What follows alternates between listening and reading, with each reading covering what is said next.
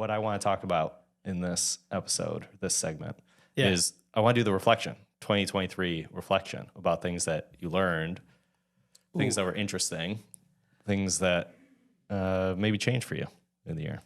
Dude, reflecting takes a lot of brain power for me. Do you know what I mean? Like, Yeah. You have to like, what the heck did I do? You might have to kick us off a little bit, Bryce. While I need to like take some, cause I like my whole year is just crazy I've been doing a lot of no code development. I think of my career stuff and then I think of my family stuff. And you know what? Here's what I'll take. All right. I think I've got it now. Okay. I talked to you a little bit about this. I'm a startup guy, right? Yeah. And I also find myself being antsy after the 2 or 3 years of being in the same role, same job, right? It just doesn't move fast enough for me. And I've reflected internally of what the heck of a person I am. So I realized that I have a lot of energy. And what I mean by energy, I'm trying to say like to work, right? Like to go, like if you've read that book, The 5 Gears, right? It's basically fifth gear is like the gear that I'm talking about with a high energy. It's like I can get in the zone and pound out a thing that I wanted to build super quickly, right? I can be in that gear a lot and can ship to that gear a lot. And so, but not a lot of other people can. And so I'm recognizing, okay, I can't be in that gear all the time with people. So that's reflecting on myself. I also recognize like I need to build a version of myself, my persona, right? Like who is the Russ that I want to share to the world and not hold back, I think, a little bit. So I've been stepping into that this year, or like reflecting on almost the last 3-4 years of my life and applying it to 2024, right? I have like a no-code group I started, right? I started to, I guess, like build a network or settle down in how I want to approach people, right? I think that's what's shifted in my life because I've just been hopping from startup to experience to consulting and just meeting random people, spending time with them in a work environment for small periods of time. But I think there's a way to talk to a lot of people at once now. Does that make sense? Yeah, it makes sense. This episode is sponsored by Citi Innovations. Citi Innovations is a venture studio located in Grand Rapids, Michigan, but they serve people all over the world. If you've got an idea that you want to bring to market and you're not sure if you're building the right thing or if you are selling to the right people, consider talking to Citi Innovations. They'll help you validate that idea and make sure you're doing the right thing. Find Citi Innovations at citiinnovations.com or search Citi Innovations anywhere on socials. Okay. There are two different thoughts there. I'm going to go back to the first thought with the fifth gear. Yeah. What do you mean when you say you can't be in fifth gear with people all the time, or other people? Does that mean that you can't be in fifth gear if the other person isn't in fifth gear? What do you mean by that? Yeah. So some people, like when you're on like the end of the day, some people are like, oh, I'm turning into a pumpkin right now, or I can't, they've been hustling probably hard. And I'm like, let's go. Let's go right into what we're talking about, what problem we're trying to solve. But I've come to realize I got to read the room better in these remote environments because you don't get that, right? It just feels like I got an hour to spend with you. We're not in an office space where we can kind of have 5-minute conversations over the course of a week. It's like we have an hour for the whole week. Let's go at it. But no, you actually have to, recognize, oh, maybe we just talk about the topic. We don't have to like draw on a whiteboard on Miro what we're doing today, right? Let's get the list out. Let's start checking items off the list, build our plans. It's how we just talk. We figure this, what we might eventually write on this maybe list that we maybe generate. That's like maybe third gear is what I'll say, right? Does that? Yeah, I get that. And whenever I see you at the Surge co-working space, if we like lock eyes, I'm like, all right, we're going to fifth gear together. Cause we just if we are not in meetings, then you and I will just go down some crazy track and just try to solve the world's problems. And yeah, it's pretty intense. So I get that. I can see if someone else was just looking forward to saying like, hey, how was your weekend? and then you're going like, we got to go do all these things. We can do this and then that. And they're like, whoa, I was making small talk here. So Yeah, like I guess that makes us like intense people, right? Yeah. Like we're intense, but really it's just like we have a lot of energy of life, right? We just want to take the bite, whether that's in work or in play, right? We're just like, let's do the thing, experience it. And I guess like, right, not everybody's built like us, right? We're Yeah, built different. We're so special and awesome and amazing. I get what you're saying there. What is your approach generally to sharpen strengths or address your weaknesses? I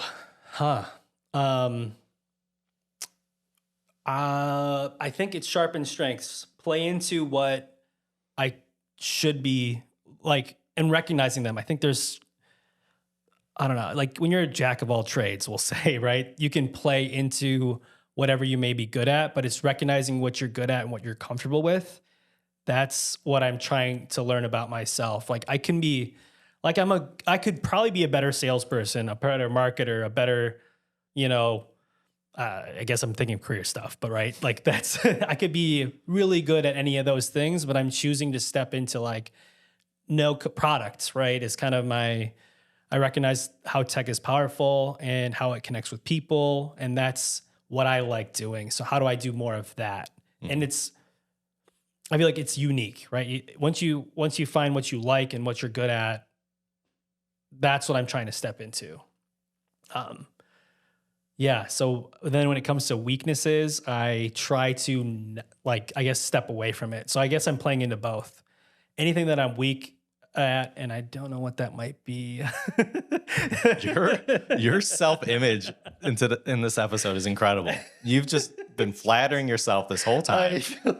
I have to, right? Like that's I gotta love myself, right? So I'm trying to keep the the negative thoughts, right? But reckon like I can always tell like, all right, but then I'll try to get rid of that. Like I'll either push it out of my life, I don't need that, or I like, okay, this is something that I need to grow into. So I'll try to make it from an F to at least a C so that I don't, hate that part of myself or something, right? Yeah. Yeah. So yeah, what about you, Bryce? I just went on a soapbox and talked good things, but everybody should talk like that to themselves, by the way. Just want the listeners to know. So yeah. Delusional optimism every entrepreneur needs. Yes. Now, well, going back to the sharpen strengths or address the weaknesses, definitely lean into the strengths. I think that's been a shift for me over the last couple of years, has been realizing that there are some things that I definitely get more energy from, and there are things that I can do that other people don't like to do, or it doesn't come easy to them, and I just lean into those things and surround myself with people who do all the things that I'm not so good at. So like I don't think it's really possible for one person to become a complete the complete package and be able to do everything well all the time. So you need to just bring the people around you that fill in the gaps, right? 100% agree that I'm terrible at design, art. I can't draw. Like I can't even draw a heart. I was trying to draw a heart yesterday and they look like, they look like butts, right? You're just like, come on. Do you know what I'm talking like when you draw a heart, you just No. Do you have a whiteboard marker in there? Don't. I have a Sharpie, some pens. How do you have a whiteboard? But they're up there. All right, Russ. You're gonna You're gonna do it. There's I have to practice this. Here, put it in the bottom right or bottom left corner there. right there. Yeah. Like right? That's fine. But it looks like a butt. Doesn't it look like a butt? No, you drew a heart, but your perception is twisted. It's not bad. Isn't that bad? Okay, you guys draw a heart. Go out wider. Yeah. Wider. And then come into more of a point at the bottom. That's okay. Yeah. Something like that. That's good. Yeah. See, this is why we need people. That's why I'm like building communities, right? Yeah, exactly. That's pretty good. I can get better. Look at this. I'm already addressing my weaknesses, right? I can't draw a heart. Now I can draw a heart. You can draw a heart. Let's do cartwheels next. Like this. Yeah, I didn't know Evan was an art coach. You can teach you how to draw. I'm not. I learned that from my fiance. I was the same way. I would draw terrible hearts. But it's not that. You just a little wider and then down to a point. Like, Okay, and this might be a common problem. People can't draw hearts, and now there's just a technique. Yeah. Bryce is gonna it's a hide his talent. small change, yeah, and then you can learn it. Do you draw hearts well, Bryce? You're the only person that doesn't share. I don't know. I think I would draw it inconsistently, like that. A circle instead of heart. Yeah. No, so that's one of the odd things that I do. Like when you write, do you always write in the same font? I guess so. My Yeah. font is terrible. It's unreadable. Yeah. So for me, I write in different fonts at different times, or like even like when I was in school and I would take notes, I would like part of the notes would be in like regular lowercase or whatever, and then I'd have all uppercase stuff, or some slant and other. Like I would be very inconsistent. So I do write uppercase sometimes when I'm just feeling like this is official, all caps, and it's a different writing style than like I'm taking a note as fast as possible. I have like fast writing and intentional writing, but that's my weakness is art formation, like all that stuff. And I even told like, oh, you should take a drawing class. I'm like, I just don't think that's going to be what I want to do. Maybe that's something when I'm older, I'll pick up painting and stuff. Yeah. So are there, switching gears a little bit, are there any exercises that you picked up in 2023 that helped you or changed you, or anything you do now that anything you practice now that you didn't practice before? Yeah. My boss actually created this. He's got a bunch of sayings, but this one that's really stuck with me is create the problem and then you'll find the solution, right? So for this event, this no code event that I did, I created the events and then that was my problem now. So I had to do all these things to make sure that I had a really good event. So instead of trying to prepare something and then releasing it, I just create a problem for myself and then know that I have to solve it. Or necessity. There's another, necessity is the mother of invention, right? So create an event, like a no-code event, and now I'll invent the no-code presentation as a result of putting that stake in the ground ahead of me, knowing I have to walk to that now. So I don't know why, but it's been a shift for me to take the step forward ahead of being prepared to do it. So that's what I'm stepping into in more areas of my life. That's similar to the trick of giving yourself an artificial deadline so you get things done sooner. Like if you work well under pressure, then put yourself under pressure. Right. Create the drop dead date. Yeah. Yeah. Yeah. That makes sense to me. Any other exercises that you've been doing? No,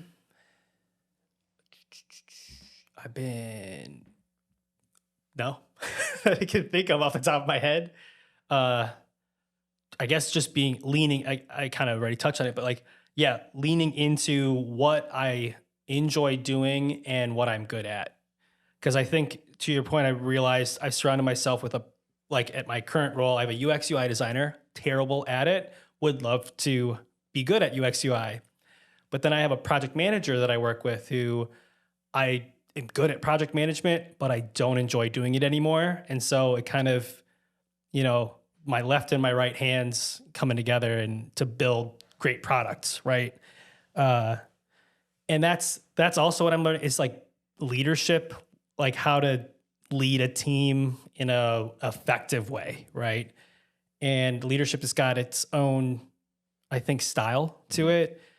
Like, what kind of leader do you want to be? There's a bunch of different ways to do that. And that's, I guess, more of what I'm trying to figure out. I know what I don't want, but I don't know what I want to become. I think that's part of my next, looking at the future, what I want to figure out. Yeah. Okay. Gotcha. Yeah. You want to ask me? Yeah, I do. Ask Bryce, what are you? Yeah. It's like, how about you, Bryce? I feel like you don't remember the question. And so you get to the end and you're trying to think of what question got you to where you are. And then you just say, What about you? 'Cause you don't remember what I asked. Yeah, I follow my flow, right? What question did I ask you? You asked me what was what else are you reflecting on this year? What else are you practicing? There Got you it. go. What are you practicing in 2023? I knew it. You do not remember the question. You just get to the end of your rant. Sounded good. It sounded good at the start, you know? Yeah, it was things that you're practicing or exercises or things that you've learned in 2023 that you're going to carry forward. That was the question. Yeah. And so I would love to share one of my things with you if I would if love you're to. curious. I am genuinely curious. I'll build off of it. It'll Goodness, Russ. train of thought. I'm rethinking everything right now. Did I tell you about the storytelling tactic that I've been practicing? No. Okay. So I was reading a book called Show Your Work, and it's all about how, to help creative people just get the word out about the things that they're doing. And one of the exercises in it, I've kind of twisted a little bit to be my own thing. But it's the practice of reflecting on the day and then trying to turn your day into a story and then share that story with the world, right? But Nice. thinking of in the classical constructs of what a story is, and there's a bunch of different ways to tell a story, which I'm also just really excited about learning about all the ways to tell a story. There's one of the most obvious ones that people know about is there's like a beginning, a middle, and end, or there's a setup, there's conflict, and then there's a resolution, right? Yeah. And so reflecting on your day and trying to pull out the stories from that day and thinking in that 3-act structure has been a really powerful exercise for me. One, to just really reflect on what I did and understand what I did in the day, but 2, to think of if I can't make an interesting story in my day, then what am I doing?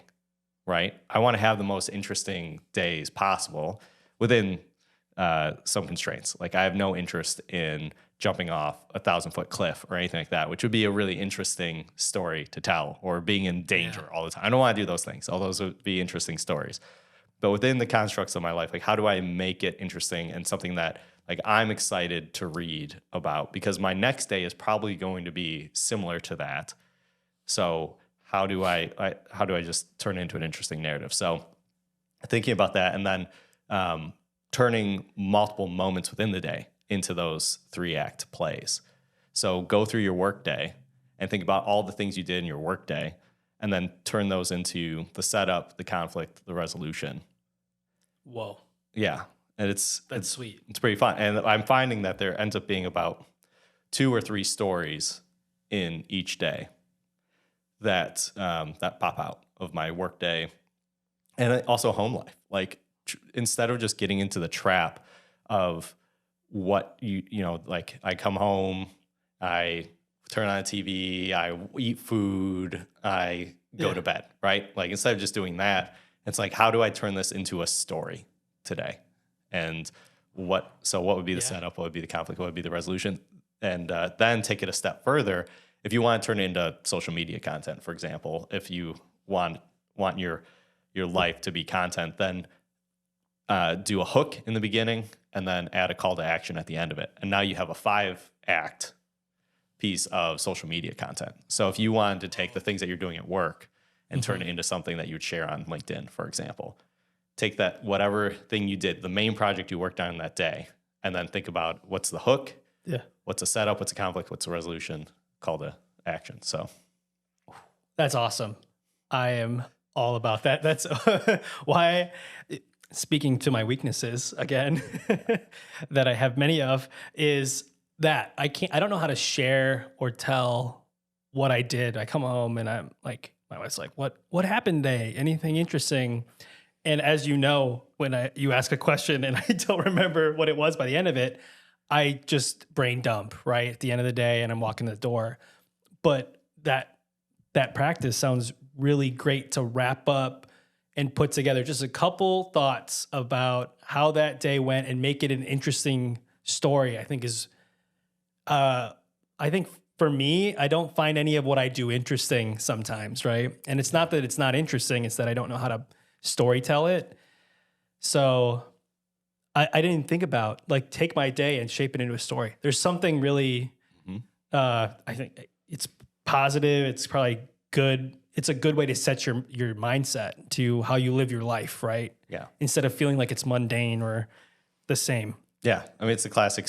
It's the story of your life. You're writing your own book, all that. But people like if people, daily journaling is powerful in itself, but a lot of people would just write this chronological narrative of like, I did this, then I did that, and or just talk about their emotions in the day, right? Like today was a really hard day, but if you think about the structure of the story, it just kind of changes it a little bit. And that's all the self-help books tell you, right? Journal. Here's a template for you, and you're right. It's all chronological, emotional, like the story. It's like, oh, this is exciting. Storytelling is trying to create excitement through it. And so that would be awesome. We should all do that. We can all compare notes, our stories, right? Yeah. Create a social media site. Well, you could. Yeah. I mean, that's one way that you can go with it, but, and it's an easy way. That's what the book Show Your Work is all about, helping creatives get the word out about what they're doing. And so that's why it kind of led me to the 5-act structure. But I think it's just a healthy thing. When I do those things, when I do go home and I create the stories for the day and I reflect on it, that's when I'm like mentally healthiest, I feel like. And then when I'm making the most progress in my life and in my career. I bet you could do that for months, years, quarters, right? Like as you know, I had a hard time reflecting of the year because it doesn't come to me naturally because I don't think about it that way. That's a great practice. Yeah. Any other things you're practicing, Bryce? Oh man, I don't even want to answer that now. I shouldn't have called you out, or maybe I should have. No, it's good. Evan's gonna, do magic here, right? So, yeah. No, I'm not gonna pull Evan into this episode. But I guess one of the other things. So you mentioned creating the problem, and I do really like that. But another like perspective shift that I've made in this year is, so my mindset typically goes to what are all the ways something could go wrong?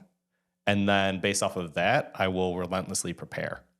Right. Yeah. So like driving into here today, I could think about, Evan could be late. Russ could be late. The technology isn't going to work. Yeah. We're not going to have anything interesting to say. We're going to do like all those things, which make me a relentless at preparing, and generally is a good thing. Like I'm ready for a lot of different situations.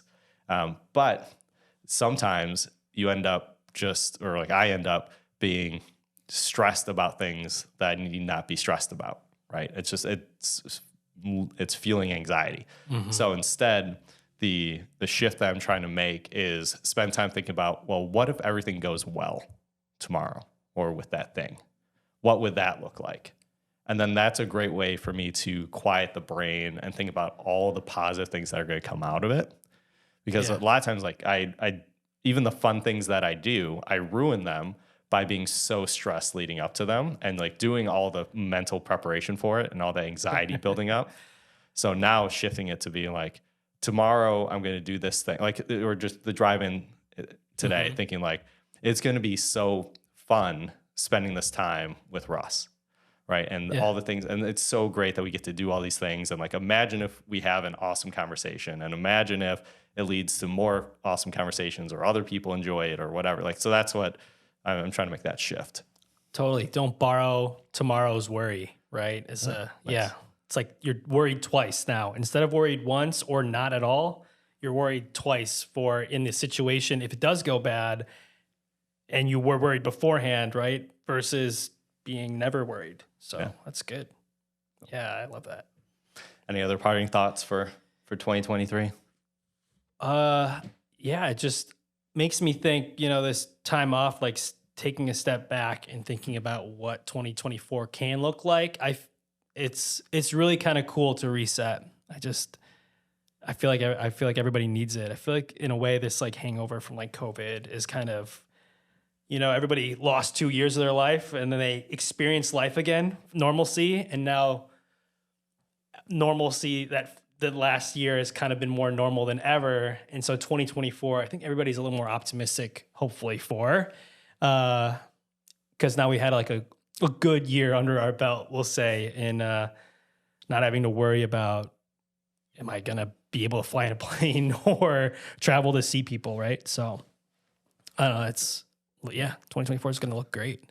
Yeah, I think so. I think generally, people are going to start taking some more swings in 2024. I think people take chances. And I'm excited for it. And I think also just, a lot of people in 2020, 2021 made a lot of life changes, whatever, relocated and, changed jobs, career, like all those, like a lot of life changes happened in 2020, 2021 for people. And now the dust is settled. So the people who are impatient and want to mix things up all the time, like you, Russ, and myself, it's like, I've made my changes 2 years ago. Now I'm ready to go again and do. So I think there's going to be a lot of people who have some crazy goals for 2024, and it's going to be exciting. And that's when I feel like I do best, is when I'm surrounded by other people who are thinking like that. And over the last year or last few years, it's been tough because people have been withdrawing a little bit and just okay with the status quo. And I like being surrounded by disruptors, and I think disruptors are coming back. Yeah, Disruptors 2024. That's a good take. Yeah. All right. Well, we're at our time. We can wrap up on that. Thanks, Russ, as always. Yeah. Thanks, Thank Evan. you. All right. And then there will be some outro song playing right now. Just pretend. That's fine. You don't have to pretend, but Newscast, like. yeah.